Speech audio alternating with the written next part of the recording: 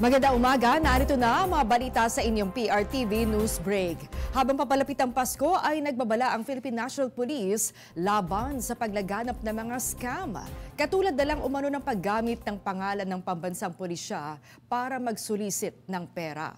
Sinabi ni Acting PNP Chief Lieutenant General Jose Melencio Nartates Jr., hindi nagsusulisit ang PNP. Aniya, nananamata na lang ang mga scammer para makapandaya. Naghayag ng kahandaan si dating Philippine National Police Chief General Nicolas Torre III na tumulong sa pag-aresto kay Senator Ronald de la Rosa kung dumating na ang kautusan. Matatanda ang sinabi ni Ombudsman Jesus Crispin Remulla na may kopya na siya ng arrest warrant na inilabas ng International Criminal Court. Ito'y may kaugnayan sa war on drugs ng siya pa ay local police officer sa Davao City at hepe ng PNP sa ilalim ng Duterte administration.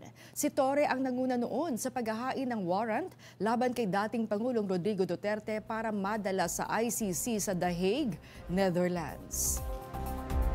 Samantala, naghain ng isang panukalang batas sa Kamara na ang layunin ay ma-disqualify ang mga government contractors na maging party list nominees. Isang panukalang batas ang inihain ng mga mambabatas ng Makabayan Bloc. Sa likod ito ng aligasyong nagdadawit sa isang party list lawmaker at isang resigned party list representative na idinadawit sa mga anomalya sa government infrastructure projects. Sa ilalim ng House Bill 6193, ipagbabawal ang individual na maging kontratista sa anumang government project na tumakbo sa government position.